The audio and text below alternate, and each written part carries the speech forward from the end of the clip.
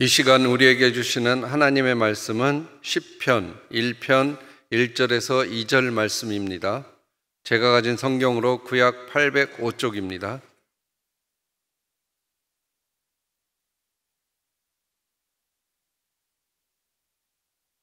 한 목소리로 합독하겠습니다. 복 있는 사람은 악인들의 꾀를 따르지 아니하며 죄인들의 길에 서지 아니하며 오만한 자들의 자리에 앉지 아니하고 오직 여호와의 율법을 즐거워하여 그의 율법을 주야로 묵상하는 도다. 아멘. 오늘 주어진 제목을 가지고 짧게나마 여러분들과 귀한 말씀을 나눌 때 여러분들에게 조금이라도 신앙의 유익이 있기를 진심으로 바랍니다. 우리가 마음속에 좀 번민이 있고 고민이 있을 때 우리 한국말에 5만 가지 생각이 든다라는 표현이 있습니다. 갑자기 출근한 남편이 전화 연락도 없이 집에 들어오지 않는다. 전화를 했는데도 전화를 안 받는다. 그럼 우리 속에서는, 우리 부인들은 어떻게 되죠? 마음속에서 이 인간이 도대체 어디서 뭘 하고 있을까? 5만 가지 생각이 듭니다. 자녀들이 외출을 했는데 밤늦게 돌아오지 않아요. 전화를 해도 카톡을 해도 응답이 없습니다. 그럼 여러분들은 어떻게 됩니까? 부모님들 머릿속에서 5만 가지 생각이 올라옵니다. 근데 이 5만 가지 생각이 든다는 표현이요, 의외로 과학적인 표현이에요. 자, 미국에 있는 학자들이 연구를 했습니다. 도대체 사람은 하루에 몇 가지를 생각을 하면서 살까? 굉장히 엉뚱한 질문이죠. 근데 미국의 학자들은 이런 엉뚱한 질문들을 잘 던지고 또 그것들을 실제로 연구를 잘 해요. 그래서 이 사람들이 실제로 밝혀냈습니다. 여러분들은 하루에 몇 가지나 생각을 하시고 사실 것 같습니까? 5만 가지일 것 같죠? 그러면 또 너무 심심하니까 제가 여러분들에게 이렇게 답을 다 드리고 질문하지는 않겠죠. 실제로는 그거보다 조금 많아요. 몇 가지냐면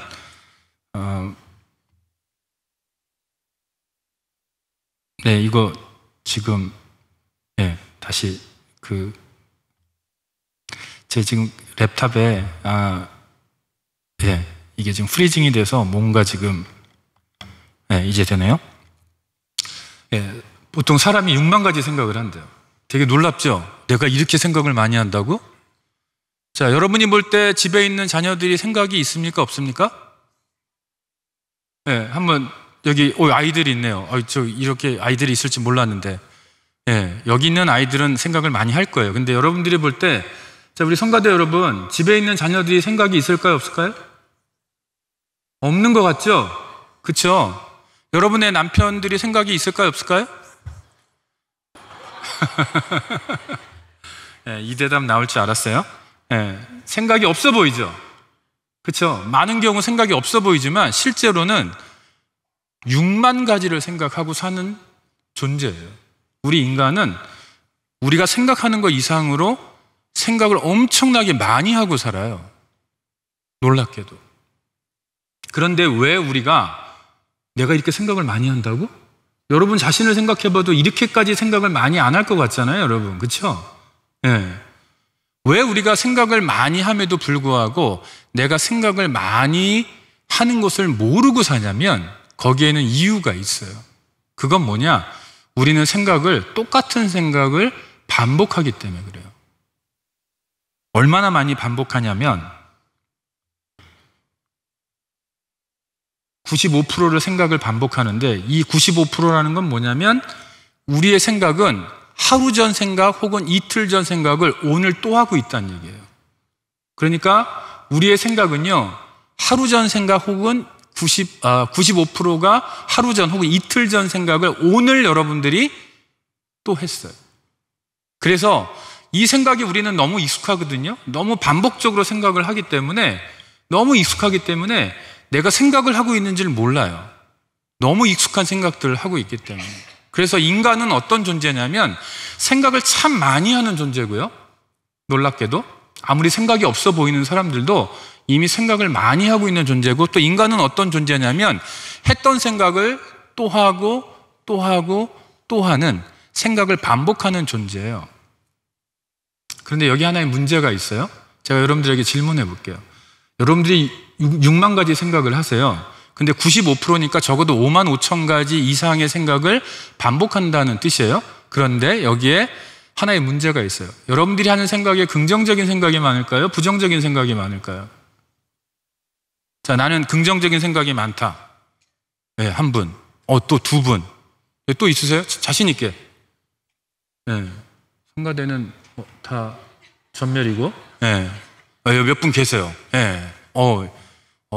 천안중학교는 훌륭한 교회군요. 이렇게 긍정적인 생각을 많이 하는 분들이 많이 계시네. 그런데 죄송하게도 우리가 하는 생각, 6만 가지의 생각 중에 75에서 80%는 부정적인 생각이에요. 여러분들의 생각을 여러분이 잘 생각해 보면, 여러분들의 생각을 생각해 보면, 여러분의 생각의 75에서 80%는 부정적인 생각이라는 거예요. 그런데 여러분, 여기에 또 함정이 하나 있어요. 그 함정은 뭐냐면, 이 연구를 어디서 했냐면 미국에서 했다라는 거예요. 미국 사회는 여러분, 어릴 때부터 긍정적으로 사고하도록 훈련하는 사회예요.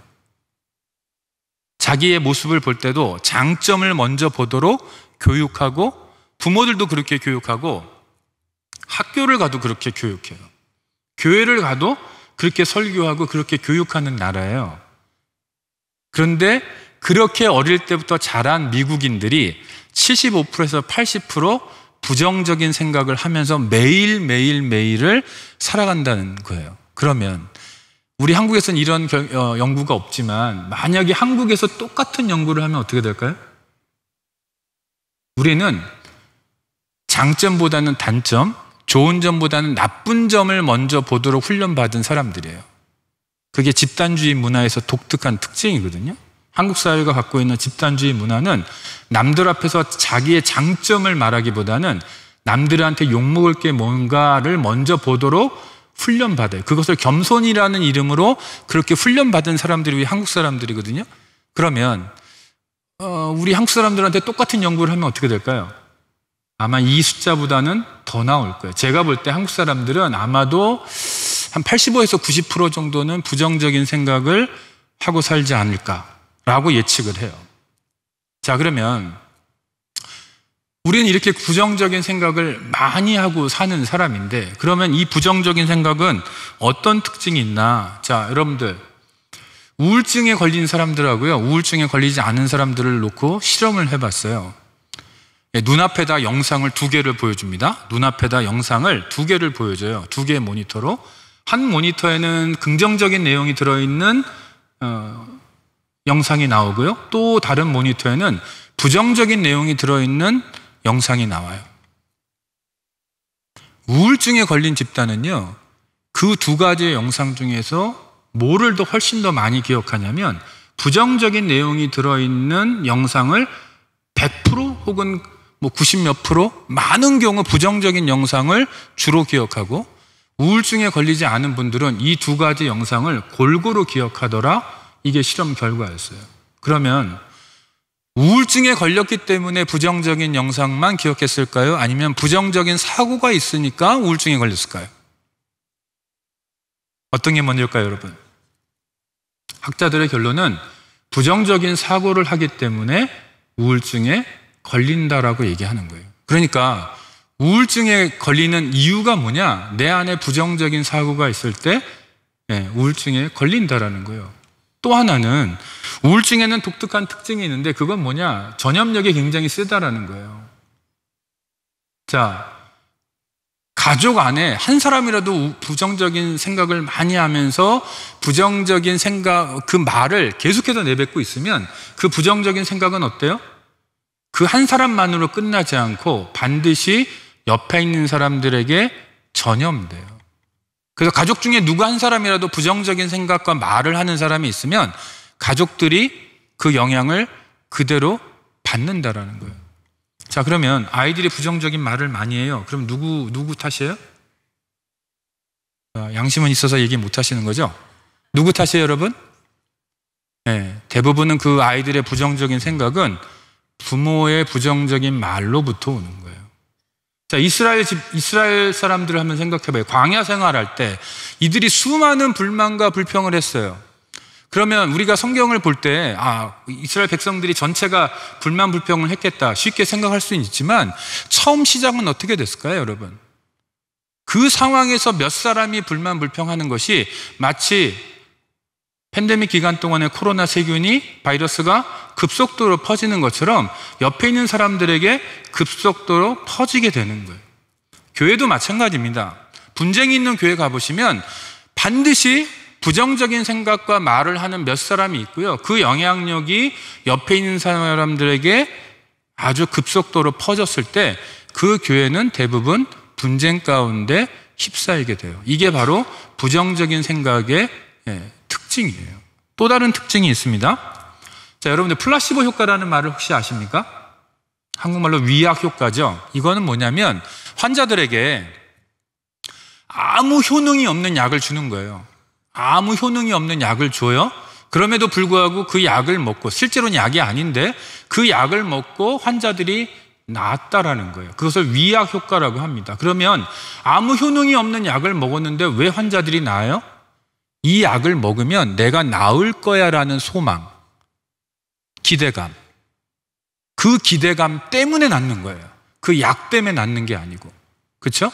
그건 약은 성분이 없는 거니까. 그러면 그것을 플라시보 효과라고 그래요. 그런데 그 반대되는 개념이 있어요. 그 반대되는 개념을 뭐라고 하냐면 노시보 효과라고 그래요. 이 노시보 효과는 뭐냐면 이런 거예요. 진짜 약을 줘요. 진짜 약을 줍니다. 그런데 환자가 내가 이 약을 먹은들 내가 나을까? 내가 이 병원에서 입원을 하고 치료를 받고 심지어 수술을 받아도 내가 낫지 않을 거야. 이런 부정적인 예측을 하면요, 어떻게 되냐면 약을 먹고 수술을 하고 이런저런 치료를 받아도 실제로 환자의 증상이 더 나빠지더라. 이게 노시보 효과라는 거예요. 그러면 부정적인 생각은 전염력이 있어요? 전염력만 있는 것뿐만 아니라 우리 몸에 직접적인 영향을 줘서 우리의 건강을 망쳐요. 그래서 노시보 효과는 환자들을 죽게 만든다라는 거예요. 그래서 여기 보면 또 다른 특징이 있는데 그게 뭐냐? 우리가 부정적인 말을 많이 쓰면요, 여러분 어떻게 되냐면 그것이 우리의 정서를 망쳐놓는다라는 거예요. 그래서 보통은 학자들이 이렇게 얘기해요. 부정적인 단어, 부정적인 표현을 많이 쓰면 부정적인 정서가 3배에서 5배 늘어난대요. 내가 오늘 굉장히 더웠잖아요. 어우 더워 하면 어떻게 돼요? 더 더워져요. 내가 무서운 환경에 들어갔을 때 무섭다라는 표현을 쓰면 어떻게 돼요? 더 공포감이 올라가요. 내가 어떤 사람이 싫어요. 근데 그 사람을 싫다고 자꾸 표현하면 어떻게 돼요? 더 싫어져요. 내가 누군가를 계속해서 비판하면 어떻게 돼요? 그 사람이 더 미워지고 더 가까이 가고 싶어지지 않아요. 왜냐하면 여러분이 내뱉은 말이 그냥 상대방에게 가는 것 같지만 실제로 그 말은 어때요? 여러분에게 돌아와요. 반드시 여러분이 뱉은 말은 여러분에게 돌아오기 때문에 부정적인 말을 내뱉었을 때 여러분의 부정적인 정서가 무려 3배에서 5배 올라가더라. 제가 교회 안에서 사역을 할 때 발견한 게 있어요. 그건 뭐냐? 교회를 다니지만 신앙생활을 하지만 이 부정적인 언어와 부정적인 생각을 하나님께도 쓰는 사람들이 있다라는 거예요. 그래서 많은 사람들이 이렇게 얘기해요. 하나님은 내 기도 안 들어줘. 시험에 든 사람들의 표현이죠. 또 하나님은 나를 축복하지 않아. 하나님은 나 같은 거에게는 관심이 없어. 하나님은 그저 무서운 분이야. 하나님을 향해서도 이렇게 부정적인 생각과 부정적인 말들을 표현하는 교인들이 있어요. 그러나 대부분의 경우는 또 하나님한테 이런 말 하면 벌 받을까 봐 속으로만 생각하는 분들이 있어요. 말로는 구체적으로 남들 앞에서 표현은 못하지만 속으로 이런 생각을 하면서 사는 교인들이 있다라는 거예요. 그런 분들의 특징이 뭐냐? 자기 자신을 굉장히 부정적으로 보는 표현들을 많이 써요. 그래서 이렇게 보면 나는 할 줄 아는 게 아무것도 없어. 나는 실패자야. 나는 살 가치가 없어. 나는 축복받을 자격이 없어. 이런 표현들을 쓰면서 사는 사람들이 있어요. 이런 분들은 거의 다 우울증에 걸려 있을 확률이 굉장히 높습니다. 또 자기의 상황에 대해서 다 틀려먹었어요. 다 내 주변에 있는 사람들은 다 나쁜 사람이야. 세상에 나를 알아주는 사람 하나도 없고 이 세상은 그냥 부조리 천국이고 살기가 너무 힘들어. 우리 집은 너무 불행해. 이런 상황들을 불만불평하면서 비판적으로 혹은 굉장히 부정적으로 묘사하는 사람들이 있다라는 거예요. 또 어떤 분들은 자기의 미래에 대해서 내 인생 끝났어. 나는 이제 더 이상 일어설 수 없어. 소원이 없어. 더 살아본들 뭐가 있겠어. 교회를 다니고 심지어 하나님 앞에 기도하고 예배를 드리고 구역 예배를 드리고 교회 소모임에 참석하면서도 이런 언어를 달고 사는 교인들이 의외로 있다라는 거예요. 그건 왜 그래요? 그 안에 신앙생활을 열심히 함에도 불구하고 그 안에 주입되어 있는 부정적인 생각이 그대로 남아있기 때문에 그래요. 왜 남아있어요? 제가 아까 그랬잖아요. 수없이 반복한다고. 그런데 그 반복하는 생각에 적어도 80% 이상은 한국 사람들은 부정적인 언어와 생각을 반복하고 있거든요. 그러니까 이것이 너무 우리 안에 깊이 들어와 있어요. 설교를 들어도 성경 공부를 해도 이런 집회에 참석해도 그런 생각들이, 그 부정적인 언어와 생각들이 안 변한다라는 거예요. 너무나도 오랫동안 반복해 왔기 때문에. 인간은 생각을 반복하는 존재고요. 그 반복하는 생각의 대부분은 부정적인 생각이에요. 그렇다 보면 우리 안에 이런 부정적인 생각들이 우리도 모르는 사이에 너무나도 자연스럽게 우리 안에 들어와 있기 때문에 우리가 그것을 인식하지 못하고 그냥 습관적으로 내뱉고 있다라는 거예요. 그러면 어떻게 될까요? 우리의 마음이, 우리의 행동이, 우리의 신앙이 그대로 그 영향을 받게 된다라는 거예요. 그래서 심지어는 하나님에게조차도 부정적인 생각을 명시적으로는 안 할 수 있어요. 딱 드러내놓고는 안 할 수 있지만 마음 한구석에 하나님에 대한 부정적인 생각을 하면서 살아간다는 거예요. 그런 분들은 신앙생활 할 때 보면 그것들이 삐져나와요. 그분들의 행동, 그분들의 말 속에 하나님을 향한, 또 목회자들을 향한, 또 옆에 있는 교우들을 향한 부정적인 어떤 표현들이 자기도 모르는 사이에 툭툭 삐져나오는 사람들이 있다라는 것입니다. 마틴 로이드 존스 목사님이 이런 말씀을 하셨어요. 제가 한번 이분의 하신 말씀을 그냥 읽어볼게요. 사람이 절망하게 되는 원인은 하나님의 말씀을 듣지 않고 내면에서 들리는 자아의 소리, 부정적 소리, 죄악의 소리를 듣기 때문에 슬퍼하고 낙심하고 좌절하고 절망하게 된다. 마틴 로이드 존스 목사님께서 사람이 왜 절망할까? 믿는 사람인데 왜 절망할까? 하나님의 목소리를 안 들어요. 그럼 뭘 들어요? 내면의 자아의 소리를 들어요. 그런데 인간은 죄성이 있기 때문에 긍정적인 생각보다는 부정적인 생각, 긍정적인 말보다는 부정적인 말을 월등히 많이 하는 존재예요. 그 자아의 소리를 듣기 때문에 좌절하고 슬퍼하고 낭망하고 절망한다라는 거예요. 그게 저를 포함해서 여기 계신 모든 분들의 보편적인 모습이라는 것입니다. 그래서 저는 이렇게 말해요. 부정적 자기 대화. 우리는 스스로 우리에게 말하는데, 우리가 부정적 생각을 하는 게 결국은 내가 나에게 말을 하는 거거든요.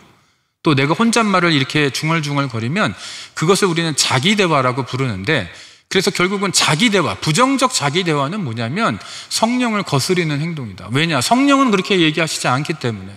내가 하나님에 대해서, 하나님은 날 축복하시지 않아, 하나님은 날 사랑하지 않아, 하나님은 내 기도 안 들어줘 라는 말을 하고 있거나 혹은 생각을 하고 있다면 그것은 성령을 거스리는 거예요. 자신에 대해서도 나는 희망이 없어, 나는 하나님의 자녀가 아닌 것 같아, 나는 하나님의 사랑을 못 받는 것 같아 라는 말을 하고 있거나 생각을 하고 있다면 그것은 성령을 거스르는 거예요. 내 상황이 지금 어려운데 하나님은 이 상황에 대해서 뭘 하실까? 아무것도 안 하시는 것 같아. 나는 내 상황은 하나님이 도와주지 않기 때문에 나아질 수 없어 라고 내가 생각하고 있거나 말하고 있다면 그것은 성령을 거스르는 거예요. 내 미래를 향해서도 나는 희망이 없어, 우리 집은 뭐가 안 될 거야 라고 얘기하고 있다면 그것은 성령을 거스르고 있는 거예요. 그러면 여러분들이 해야 될 일은 뭐냐면 여러분 안에 있는 그 부정적 목소리와 싸워야 돼요. 누가 싸워야 되냐면 여러분이 싸워야 돼요. 그 부정적 목소리하고 싸워줄 다른 누가 없어요. 그건 여러분의 책임이에요. 여러분 안에 이미 그것을 싸울 수 있는 능력을 이미 하나님이 주셨거든요. 그러면 여러분의 그 부정적 목소리와 여러분들은 처절하게 싸우셔야 됩니다. 왜? 그래야 여러분이 행복할 수 있고 평안할 수 있기 때문에. 그래서 여러분 안에 있는 부정적 생각을 비우고 그 빈자리를 하나님의 말씀과 성령으로 채워야 여러분이 행복해요. 여러분 주변의 사람이 행복하고요, 그런 사람들이 모인 교회가 행복한 거예요. 그래서 부정적인 자기 대화를 치유하는 거는요, 뭐냐면 훈련이 필요한데, 자, 여러분들, 제가 아까 초반에 얘기했어요. 우리 인간은 했던 생각을 또 하고 또 하고 또 하는 존재라고. 근데 부정적 생각을 또 하고 또 하고 또 했기 때문에 우리 안에 부정적 생각이 너무나도 자연스럽게 우리 안에 몸에 배어 있어요. 그러면 그것을 이겨내는 방법은 뭐냐면 새로운 반복을 해야 돼요. 새로운 반복은 뭐냐? 믿음의 말, 긍정적인 말을 새롭게 반복하는 훈련을 해야만 이 부정적 반복을, 부정적 자기 대화를, 부정적 생각을, 부정적 말을 이겨낼 수 있다라는 거예요. 여러분들 도전하고 싶으세요? 여러분 안에 있는 그 부정적 생각을 믿음의 생각으로, 긍정적 생각으로 정말 바꿔보고 싶은 마음이 있으세요? 도전하셔야 됩니다. 왜냐? 이건 단순히 생각의 문제가 아니고 우리의 신앙의 문제예요. 부정적 생각과 성령의 생각은 공존할 수 없어요, 여러분. 같이 갈 수 없어요. 부정적 생각은 말 그대로 사단이 주는 생각이기 때문에 성령의 생각과 반하는 거거든요. 이것을 가지고 우리가 하나님을 깊이 만날 수 없고 주님의 몸된 교회를 세우는 그런 일꾼으로 교회를 섬길 수 없기 때문에 우리는 이 생각을 극복해야 된다라는 거예요. 그럼 뭘 반복해요? 뭘 반복해요? 저는 이렇게 얘기하고 싶어요. 진리의 말씀을 반복하셔야만, 그래야만 여러분들이 여러분 안에 있는 부정적 생각을 이겨낼 수 있고 다룰 수 있고 누를 수 있습니다 라고 말씀을 드려요. 근데 이건 너무 뻔한 얘기잖아요. 근데 이따 말씀을 들어보면 여러분들이 뻔하지 않다고 느끼실 거예요. 그래서 여러분, 그릇된 자기 대화를 멈추려면 반드시 의지적인 노력이 있어야 돼요. 의지적인 노력을 하시려면 여러분들은 뭘 하셔야 되냐면 결단을 하셔야 돼요. 내가 내 안에 있는 부정적인 생각과 내가 싸워 이기겠다. 왜? 이건 하나님의 생각이 아니니까. 이건 성령이 주는 생각이 아니니까 내가 이 생각과 싸워서 이길 거야 라는 결단을 여러분이 하셔야 되고, 여기에는 반드시 훈련이 필요해요. 반드시 훈련이 필요해요. 그래서 그 훈련을 제가 오늘 다 설명은 못하지만 개략적인 것만 여러분들께 말씀을 드릴 거예요. 그래서 저는 이렇게 얘기합니다. 믿음 생활이 뭐냐? 믿음 생활이 뭐냐라는 정의는 정말 다양하게 내릴 수 있어요. 이렇게 내릴 수도 있고 저렇게 내릴 수도 있어요. 근데 오늘 제가 여러분들에게 말씀드리는 맥락 안에서는, 저에게 있어서 오늘 맥락 안에서는 뭐냐면 내 안에 있는, 자신 안에 있는 그릇된 신념을, 이것을 반대하는 믿음의 자기 대화, 성령님이 주시는 생각으로, 그 마음으로, 성령의 마음으로 말씀의 기초에서 내가 나하고 대화하는 것, 그게 바로 믿음의 생활이고요. 믿음이 성숙해지는 거고요. 하나님을 잘 믿는 거고요. 여러분이 거룩해지는 거고요. 하나님을 닮아가는 거예요. 믿음의 자기 대화. 그냥 샘플을 하나 드려볼게요. 내 삶이 어려우면 우리는 어떻게 돼요? 우리 삶이 어려우면 하나님의 사랑을 확신하기가 어려워요. 하나님의 선하심을 우리가 고백하기가 어려워요. 왜? 내 삶 속에 뭐가 안 보이니까. 하나님의 인도하심이 안 보이고 하나님의 보호하심이 안 보이니까 그 안에서 우리 마음이 힘들어지기 때문에, 그런 것들이 보이지 않기 때문에 이런 고백을 하기가 어렵지만, 그러나 우리가 그런 상황에서도 우리가 어떻게 되느냐? 하나님은 선하십니다. 하나님은 나를 사랑하십니다. 이 속에서 하나님의 뜻이 이루어지고 있습니다. 내 삶은 하나님 손 아귀의 안에 있습니다. 내 상황이 어렵지만 하나님이 이것들을 선으로 바꾸실 것입니다. 그러기에 내 미래는 하나님 손 안에서 형통할 것입니다 라는 이 믿음의 고백을 드리는 것이, 그것이 믿음의 생활이고 승리하는 요건이라는 뜻입니다. 아까 제가 부정적인 표현을 쓰면 부정적인 정서가 3배에서 5배 늘어난다고 그랬잖아요. 긍정적인 표현도 마찬가지예요, 여러분. 긍정적인 표현을 자꾸 쓰잖아요. 그런 여러분 마음속에서 긍정적인 정서가 3배 증가한대요. 자, 여러분들 감사합니다라는 표현을 쓰면 어떻게 돼요? 별로 감사하지 않은데 그래도 감사하다고 억지로라도 표현하면 어떻게 돼요? 감사한 마음이 진짜 늘어나요. 인간의 뇌가 참 똑똑한데 어떤 면에서 되게 멍청하거든요. 그래서 내가 의지적으로 감사합니다라는 표현을 하면 그게 나한테 돌아와서 나의 뇌를 자극해요. 그래서 어떻게 되냐면 진짜 감사한 마음이 증가한다는 얘기예요. 사랑해라는 표현을 쓰면, 내가 지금 이만큼 사랑해서 사랑해라는 표현을 썼는데 그 말이 내 귀에 들어오면 어떻게 돼요? 내 뇌가 거기에 자극을 받아서 나의 사랑하는 정서가 더 늘어난다는 뜻이에요. 자, 여기 계신 우리 남성 동지 여러분, 집에 가면 여러분과 함께 사시는 그분이 이뻐요, 안 이뻐요? 대답 잘 하셔야 됩니다. 여러분의 생명이 달려 있을 수도 있어요. 네? 자, 다시 한번 물어볼게요. 집에 가시면 여러분과 같이 사는 그분이 이뻐요, 안 이뻐요? 네. 목숨이 소중하긴 소중하군요. 네. 안 이쁜데 가서 이쁘다고 하면 어떻게 해요? 이뻐 보여요. 근데 이쁜데 이쁘다고 하면 또 어떻게 돼요? 더 예뻐 보여요.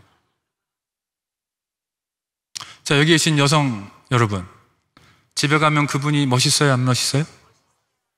네, 눈치가 빠르시군요. 네. 안 멋있는데도 멋있다고 하면 어떻게 돼요? 멋있게 보여요. 멋있는데 멋있다고 하면 더 멋있게 보여요. 그게 인간이에요. 그게 인간의 뇌예요. 그리고 우리가 내뱉는 말이 그런 역할을 하는 거예요. 그게 인간이에요. 그래서 인간은 어떤 면에서 자기의 말을 조절하는 사람이지만 어떤 면에서는 자기가 내뱉은 말에 의해서 조절당하는 존재예요. 그래서 우리가 어떤 말을 내뱉는가가 너무나도 중요한 거예요. 자, 오늘 집에 가서 뭐라고 하실래요? 자, 우리 남성 동지 여러분, 집에 가서 뭐라고 그러실래요? 네? 뭐라고요? 자, 여기, 네. 우리 여성 동지 여러분, 집에 가면 뭐라고 그러실래요? 멋있다. 네. 꼭 하실 거죠?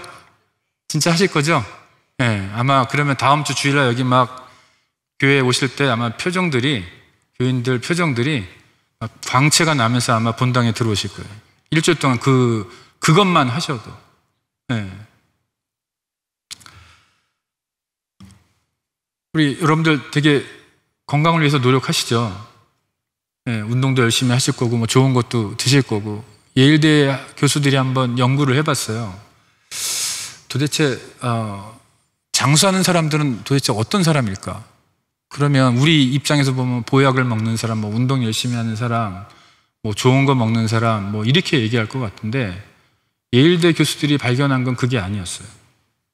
장사하는 사람들은 도대체 어떤 사람일까를 가지고 규정을 해봤을 때, 실험을 해봤더니 오랜 기간 동안 추적 연구를 해봤더니 어떤 사람들이었냐면 지속적으로 긍정적인 생각을 하는 사람들이 오래 살더라. 근데 그 수명의 차이가, 긍정적인 생각을 하는 사람과 그렇지 않은 사람과의 수명의 차이가 7년 5개월이 났어요. 자, 여러분, 보약을 먹으면 여러분의 수명이 얼마나 연장될까요? 여러분들이 좋은 비타민제를 먹고 뭐 유기농을 드시고 하면 여러분의 수명이 얼마나 연장될까요? 여러분들이 운동을 열심히 하면 과연 수명이 얼마나 연장될까요? 연장은 돼요. 그러나 7년 반까지는 안 돼요. 그 얘기는 뭐냐? 자, 아까 노시보 효과 제가 말씀드렸잖아요. 부정적인 생각을 하는 게 우리의 신체에 영향을 미쳐요. 맞아요. 그러나 똑같이 긍정적인 생각을 하면 7년 5개월이라는 엄청난 기간의 수명을 연장할 수 있다라는 거예요. 긍정적인 생각도 우리의 정서에 영향을 미치고 긍정적인 생각도 우리의 몸에 엄청난 영향을 미친다라는 거예요. 그러니까 여러분들이 오늘 집에 가서 남편한테 멋있어요? 아내에게 예뻐요라고 하면 그 누구 좋은 거예요? 야, 누구 좋은 거예요? 서로가 수명이 늘어나는 거예요. 뭐 나는 빨리 죽고 싶다. 난 이 인간하고 사는 게 너무 싫어서 빨리 죽고 싶다. 이러시면 그런 얘기 안 하셔도 되는데 정말 같이 사는 분과 오래 같이 살고 싶다. 행복하게. 그러면 오늘 여러분들은 꼭 그 말을 하셨으면 좋겠어요. 긍정적인 언어를요, 우리가 하나님에게 적용해 볼 수 있어요. 하나님에게 적용해야만 해요. 그게 신앙이에요. 제가 여기 몇 가지 문장을 써놨는데 한번 여러분 첫 문장을 저하고 한번 같이 읽어볼게요. 시작. 하나님은 내 안에 착한 일을 시작하셨고 그 일을 이루실 거예요. 아멘? 네. 하나님에 대해서 이런 표현을 써보는 거예요. 또 그 다음 문장도 같이 읽어볼게요. 하나님이 나에 대해서 가지신 생각은 저주가 아니라 평안이에요. 이거 다 성경에서 가져온 거죠? 그렇죠? 하나님이 나에 대해서 가지신 생각은 저주가 아니라 평안이야. 하나님은 나를 위하시고 공의와 은혜로 함께 하시오. 하나님에 대한 언어를 이렇게 바꿔보는 거예요. 자, 여러분 자신에 대한 언어도 바꿔보는 겁니다. 한번 저랑 같이 읽어볼게요. 시작. 나는 하나님의 섭리로 지으심을 받은 고귀한 사람이야. 또 같이 읽어볼게요. 나는 하나님의 사랑을 많이 받은 사람이야. 나는 행복한 사람이야. 여러분 자신에 대해서 이런 표현을 써보세요. 또 여러분이 처해 있는 상황 속에서 한번 이런 표현을 써보세요. 같이 읽어볼게요. 내 주변에 좋은 사람이 있다는 것이 너무 감사해요.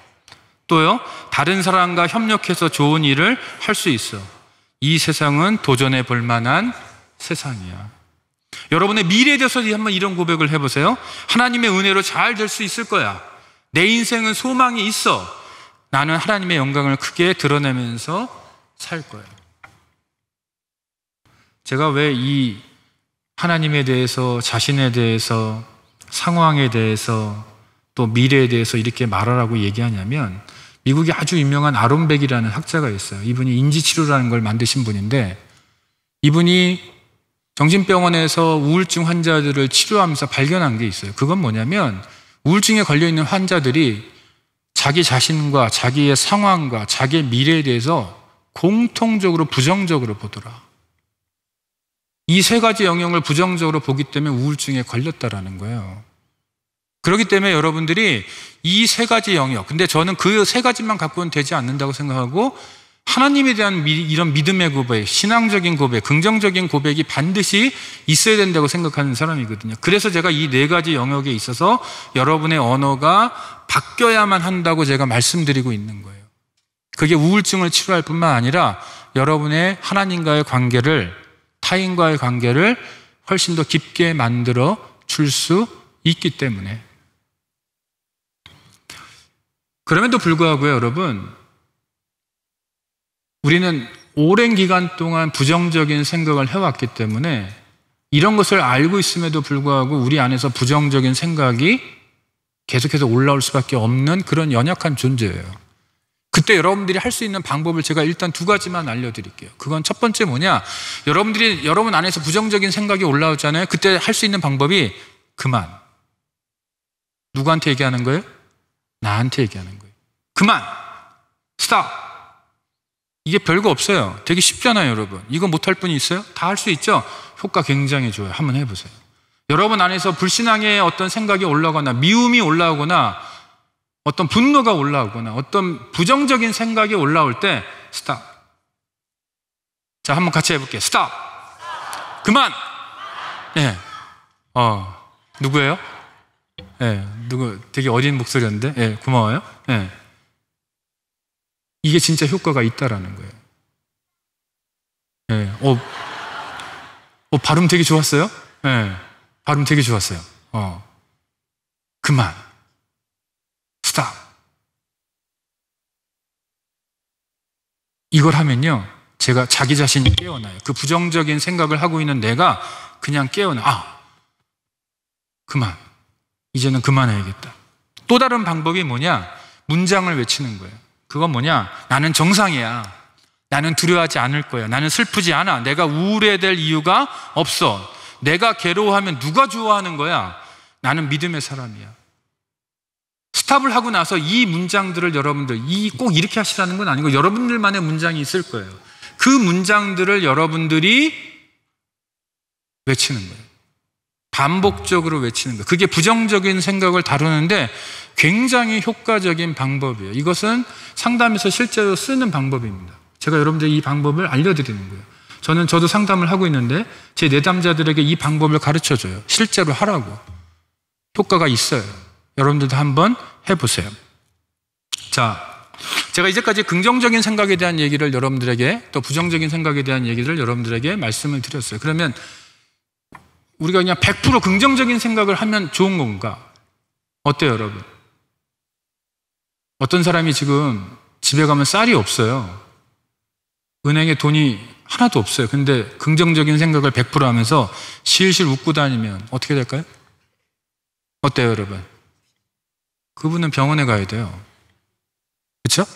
내가 지금 집에 가면 쌀이 없고 먹을 게 없고 아예 은행 구제에 돈이 하나도 없는데 긍정적인 생각을 한다고 그냥 실실 웃고 다니면 그거는 건강한 게 아니에요, 여러분. 자, 바바라 프레드릭슨이라는 아주 미국의 유명한 긍정심리학자가 있어요. 이분이 영어로는 파지티비티라는, 한국의 출판이 과거에 오래전에 됐다가 지금 절판이 되어 있는데 긍정의 발견이라는 책을 쓰셨거든요. 이분이 말하는 황금 비율이 있어요. 그건 뭐냐? 긍정과 부정의 비율을 3대1로 맞춰라. 이 얘기는 뭐냐? 여러분이 여러분을 볼 때, 자, 여러분이 여러분을 볼 때 부족한 걸 먼저 봐요? 좋은 걸 먼저 봐요? 여러분들 기도할 때 부족한 걸 먼저 기도하세요? 아니면 여러분이 받아 누리고 여러분 안에 있는 거를 막 감사하는 기도를 먼저 하세요? 네? 보통은 부족한 걸 먼저 봐요. 맞죠?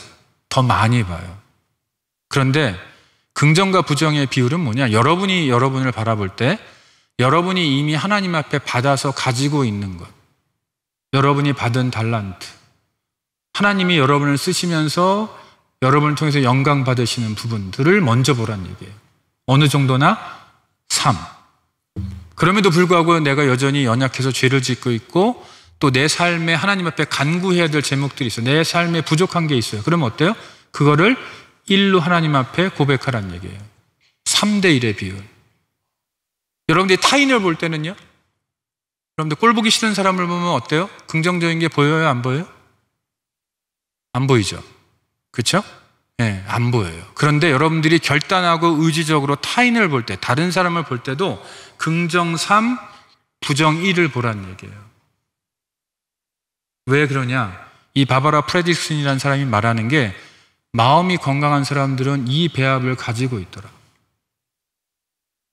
뭔가 세상에서 성공하고 성취하는 사람들은 이 비율을 가지고 있다라는 거예요.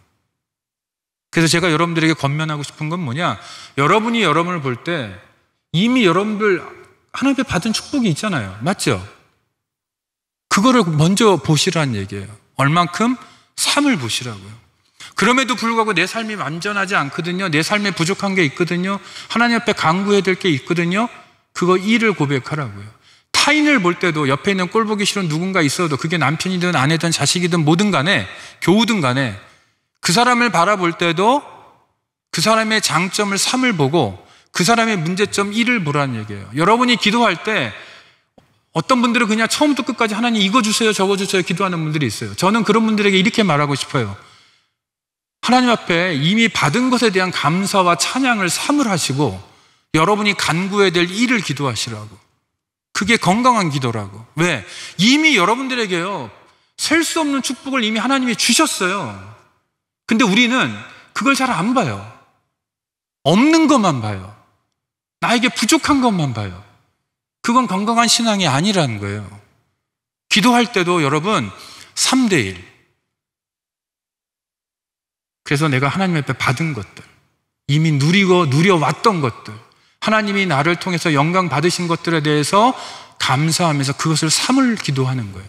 자, 여러분들 꼭 이 3대1의 비유를 꼭 기억을 하셨으면 좋겠어요. 오늘 본문에 이렇게 말씀합니다. 자, 한번 같이 읽어볼게요. 시작. 복 있는 사람은 악인들의 꾀를 따르지 아니하며 죄인들의 길에 서지 아니하며 오만한 자들의 자리에 앉지 아니하고 오직 여호와의 율법을 즐거워하여 그의 율법을 주야로 묵상하는도다. 1편 1절이 뭐로 시작해요? 복 있는 사람은. 2절 마지막은 뭐로 끝나요? 자, 복 있는 사람은 뭐 하는 사람이에요? 복 있는 사람은 묵상하는 사람이에요. 맞아요? 복 있는 사람은 묵상하는 사람이에요. 그런데 제가 여러분들에게 지금 본문을 하나 딱 드리고 우리 앞으로 지금부터 딱 5분간 이 본문을 묵상하겠습니다. 그러면 이 본당이 어떻게 될까요? 조용해져요. 미국 사람들을 모아놓고도 묵상해라 그러면 조용해져요.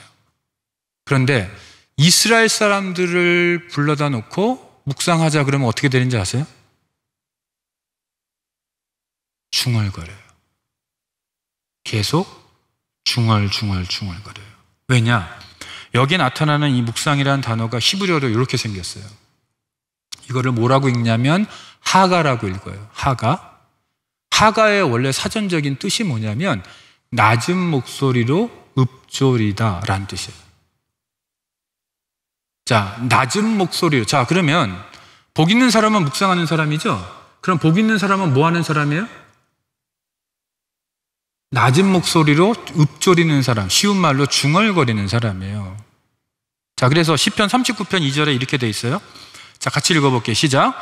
내 마음이 내 속에서 뜨거워서 작은 소리로 읊조릴 때에 불이 붙으니 나의 혀로 말하기를. 여기 지금 빨간 글씨로 해놓은 작은 소리로 읊조릴 때, 이 작은 소리로 읊조린다는 단어가 우리가 앞에서 봤던 하가, 묵상이란 단어하고 정확하게 똑같은 단어예요. 그러니까 묵상은 뭐 하는 거예요? 묵상은 중얼거리는 거예요. 자, 복 있는 사람은 뭐 하는 사람이에요? 중얼거리는 사람이에요. 복 있는 사람은 묵상하는 사람이니까 복 있는 사람은 중얼거리는 사람이에요. 뭐를 중얼거려요? 하나님의 말씀을 중얼거리는 사람이에요. 그래서 여호수아서 1장 8절에 가보면 이런 말씀이에요. 우리가 여러분들 너무나도 잘 아는 말씀인데 같이 읽어볼게요. 시작. 이 율법책을 내 입에서 떠나지 말게 하며 주야로 그것을 묵상하여 그 안에 기록된 대로 다 지켜 행하라. 그리하면 내가 평탄하게 될 것이며 내가 형통하리라. 자, 여기서 묵상이라는 단어가 똑같이 나오는데 여기도 똑같이 하가예요. 자, 그러면 제가 묵상은 뭐로 하는 거라고 그랬어요?